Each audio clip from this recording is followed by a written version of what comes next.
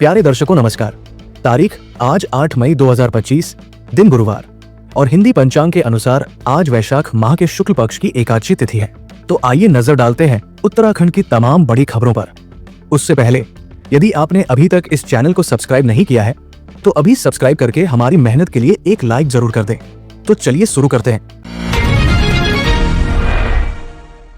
देहरादून में हुआ mock drill, लोगों को ले जाया गया सुरक्षित स्थानों पर। देहरादून में जिला प्रशासन और सिविल डिफेंस द्वारा बुधवार को शाम 4:12 पर air red siren mock drill की गई। आराघर, लक्खीबाग सहित विभिन्न इलाकों में सायरन बजाए गए। पुलिस और एसडीआरएफ ने लोगों को सुरक्षित स्थानों पर पहुंचाया। ट्रैफिक रोका गया और बस अड्डों व बाजारों को अस्थायी रूप से बंद कराया गया। मॉक ड्रिल में ब्लैकआउट की स्थिति में आवश्यक वस्तुएं रखने और खतरों से बचाव की जानकारी दी गई। कुल 9 स्थानों पर सायरन लगे हैं और इन्हें संवेदनशील इलाकों में लगाने की योजना है। ऑपरेशन सिंदूर पर हरीश रावत का बयान, सेना ने दिखाया भारत का पराक्रम। पूर्व मुख्यमंत्री हरीश रावत ने ऑपरेशन सिंदूर को सेना की बहादुरी करार दिया है। उन्होंने कहा कि भारत की ओर जो भी आंख उठेगी उसे फोड़ने की ताकत हमारी सेना में है। सेना ने आतंकी ठिकानों पर सटीक वार कर यह साबित किया है कि भारत अब चुप नहीं बैठेगा। हरीश रावत ने सेना को बधाई देते हुए कहा कि भारत का हर नागरिक आज गौरवान्वित है और आतंकवाद को जड़ से खत्म करने का ये सही समय है। छावनी परिसर में संदिग्ध के घुसने से मचा हड़कंप, सैन्य कर्मियों ने पुलिस को सौंपा। रुड़की छावनी परिसर में बुधवार को एक संदिग्ध व्यक्ति के प्रवेश से अफरा तफरी मच गई। सैन्य कर्मियों ने उसे तुरंत पकड़कर पुलिस के हवाले कर दिया। बताया जा रहा है कि संदिग्ध बिहार का रहने वाला है और वो सैन्य क्षेत्र में क्यों आया, इसका कोई संतोषजनक जवाब नहीं दे पाया। वर्तमान में देश भर में एयर स्ट्राइक के बाद अलर्ट जारी है, जिसके चलते पुलिस और सेना चौकस है। सीओ रुड़की नरेंद्र पंत ने कहा कि मामले की जांच की जा रही है। जांच के आधार पर उचित कार्रवाई की जाएगी। केदारनाथ के बाद अब हेमकुंड यात्रा पर सतर्कता, इक्वाइन इन्फ्लुएंजा को लेकर घोड़ा खच्चरों की जांच। केदारनाथ यात्रा में इक्वाइन इन्फ्लुएंजा के मामले सामने आने के बाद अब हेमकुंड साहिब यात्रा को लेकर भी पशुपालन विभाग अलर्ट हो गया है। यात्रा से पहले 900 से अधिक घोड़ा खच्चरों के रक्त सैंपल लिए गए हैं। पशु चिकित्सा अधिकारी डॉक्टर निधि वर्मा ने बताया कि यदि कोई जानवर संक्रमित पाया गया तो उसे क्वारंटीन किया जाएगा। संक्रमण की रोकथाम के लिए सभी पंजीकृत पशुओं की सघन जांच की जा रही है। ये कदम तीर्थयात्रियों की सुरक्षा और यात्रा की सुचारू व्यवस्था के लिए उठाया गया है। आतंकी ठिकानों पर भारतीय कार्रवाई, मॉक ड्रिल को लेकर गृह मंत्री ने की समीक्षा बैठक। जम्मू कश्मीर के पहलगाम हमले के जवाब में भारत ने पाकिस्तान और पीओके में आतंकी ठिकानों पर एयर स्ट्राइक कर ऑपरेशन सिंदूर को अंजाम दिया है। इसके बाद देश भर में अलर्ट बढ़ा दिया गया है। बुधवार को केंद्रीय गृह मंत्री ने ऑनलाइन बैठक कर मॉक ड्रिल की तैयारियों की समीक्षा की। बैठक में सीएम पुष्कर सिंह धामी, मुख्य सचिव और अन्य वरिष्ठ अधिकारी शामिल हुए। ड्रिल के दौरान सिविल डिफेंस के स्वयंसेवी 5 इलाकों में लोगों को सुरक्षित स्थानों तक ले जाने का अभ्यास करेंगे। सुरक्षा एजेंसियों को भी हाई अलर्ट पर रखा गया है।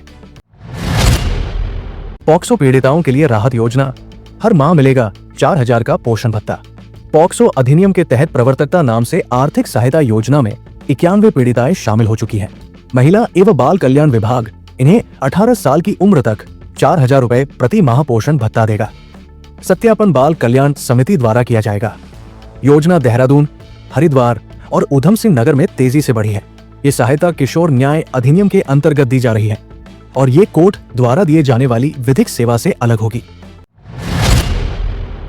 सरकारी गेहूं क्रय केंद्र सुने, किसान खेत से ही बेच रहे हैं फसल।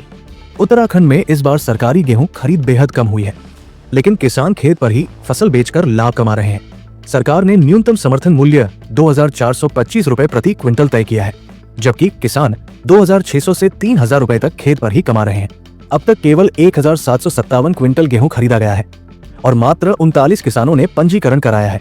खाद्य आयुक्त ने कहा कि यदि किसान को खेत में ही उचित मूल्य मिल रहा है तो ये सकारात्मक स्थिति है।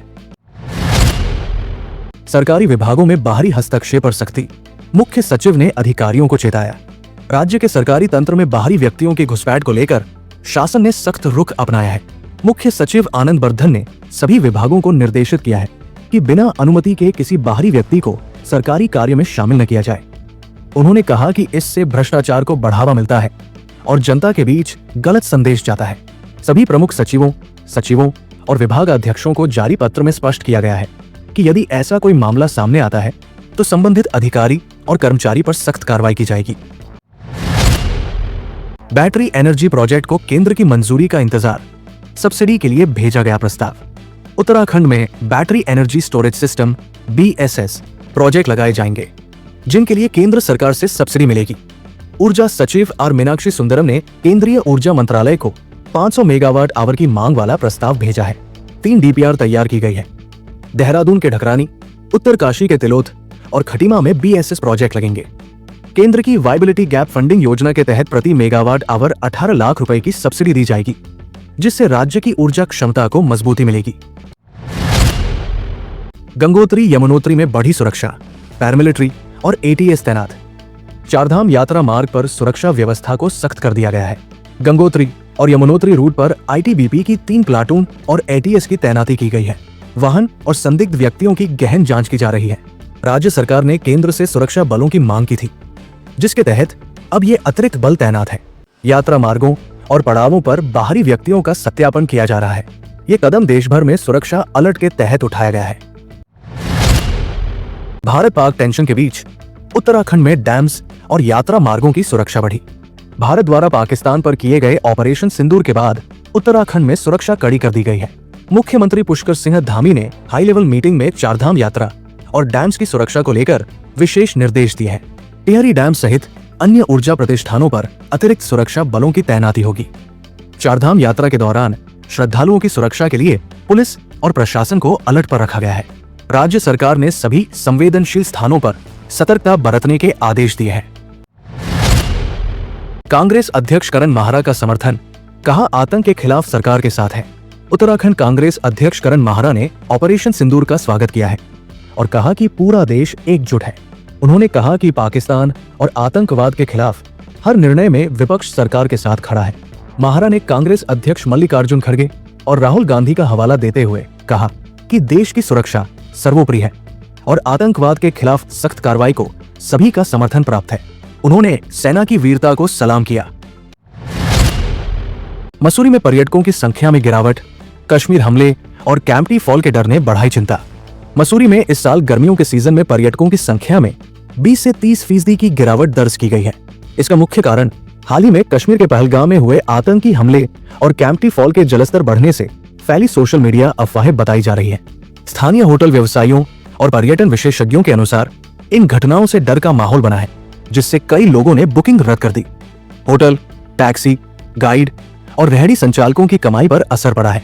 पर्यटन संगठनों ने सरकार से जागरूकता अभियान चलाने की मांग की है, ताकि पर्यटन व्यवसाय फिर से गति पकड़ सके। चमोली में पॉली हाउस से बढ़ी कमाई, सब्जियों और फूलों से काश्तकार कमा रहे लाभ। चमोली जिले में पॉली हाउस तकनीक किसानों के लिए मुनाफे का सौदा बन रही है।